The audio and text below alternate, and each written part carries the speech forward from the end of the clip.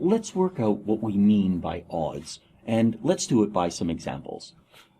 Let's write the odds as a real number, and we'll use the symbol S for them. So let's do some translations. If someone says that the odds are 50-50, what do we mean by a real number that represents it? That may not be so clear. Let's suppose that someone says the odds of an event are 9-1. And here we're starting to see a little more clarity, is that the odds, by the way, could be of an event occurring, and this could be the outcome of a gambling event, it could be the outcome of a sports event, it could be the outcome of a political election. When we say the odds are 9-1, what we mean here is that the odds are 9. And when we say the odds are 1-4, what we're saying is, here we're saying it's quite likely that it's going to happen, and here we're saying it's somewhat unlikely that it's going to happen. And so here we might say the odds are 1-4. So now we're starting to get a little bit of clarity, because it looks as though here what we're doing is we're dividing this number by this number. Here we're dividing this number by this number.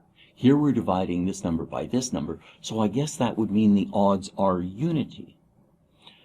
Now, let's work out what we mean by odds, and let's do it by some examples. Let's write the odds as a real number, and we'll use the symbol S for them. So let's do some translations. If someone says that the odds are 50-50, what do we mean by a real number that represents it? That may not be so clear. Let's suppose that someone says the odds of an event are 9-1.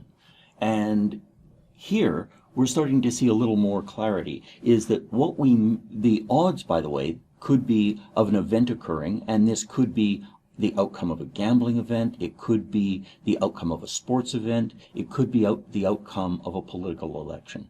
When we say the odds are 9-1, what we mean here is that the odds are 9. And when we say the odds are 1-4, what we're saying is, here we're saying it's quite likely that it's going to happen, and here we're saying it's somewhat unlikely that it's going to happen. And so here we might say the odds are 1-4. So now we're starting to get a little bit of clarity, because it looks as though here what we're doing is we're dividing this number by this number. Here we're dividing this number by this number. Here we're dividing this number by this number, so I guess that would mean the odds are unity. Well, now, how could we relate these to probabilities? Well, let's do an inference. Let's infer. What would it mean if something had equal likelihood? Well, that would mean that the probability was 0.5. And to get the odds of 1, we would have to have 0.5 over 0.5. How could we do that from the given odds? Well, what we could do is we could say that the odds are a ratio. And so we could say that the odds are one number over another number. And the numerator in this case could be the left-hand side of this ratio divided by the sum. So here the left-hand side would be 50, the sum is 100, 50 over 100 is 0.5, and that's sort of like what we mean, right? The probability is 0.5, it's just as equal. So here, what do we mean? Well, one thing that we could mean is we could say that it's the left side of this ratio divided by the sum, and that would give us 9. And here it's the left side, here it's just 1/4, but can we do a little better than that? Well, if we say that the numerator is the left side divided by the sum, we could say that that's the probability of the event occurring.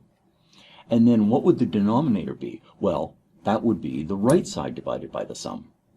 But we can do better than that, because we can understand that if that's the probability, then the denominator must be 1 minus the probability. And because our probability is ranging between, it can never reach 0 and it can never reach 1, that means that we never run into division by 0 or run into exactly 0. And so the range of this, so that implies that our odds are a real number that is strictly greater than 0, and, well, there's actually no upper limit that I can see, because if this is unbounded and this stays at unity, then the ratio will be ultimately unbounded. So now, can we invert this? So let's consider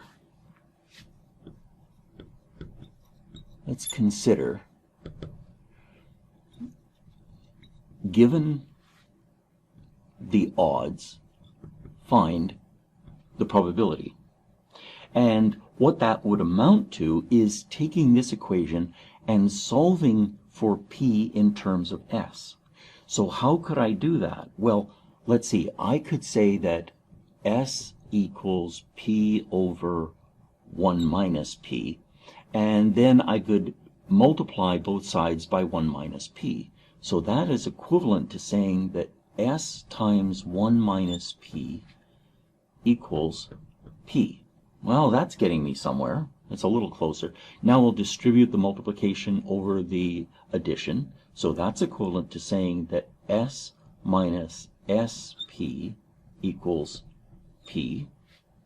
So I can take this over to this side. So that's equivalent to saying that s equals p plus s times p. And that's equivalent to saying, now I can factor this. So here I distributed, now I'll factor. That's equivalent to saying that s is p times 1 plus s, and that is equivalent to saying that now I'll, if I divide both sides by 1 plus s, will I run into a problem? No, because s can never be negative. So that means that this is never a division by 0. So what I'll do, if I divide that through, I'll put p on the left side because that's my convention. I'll say that p is the probability of an event occurring is the odds of the event divided by 1 plus the odds of the event. So whatever probability means, and as we understood from a previous session, that is not clear. We do know what the odds are because the odds are provided to us. And so if we can find the odds, then we can calculate the probability.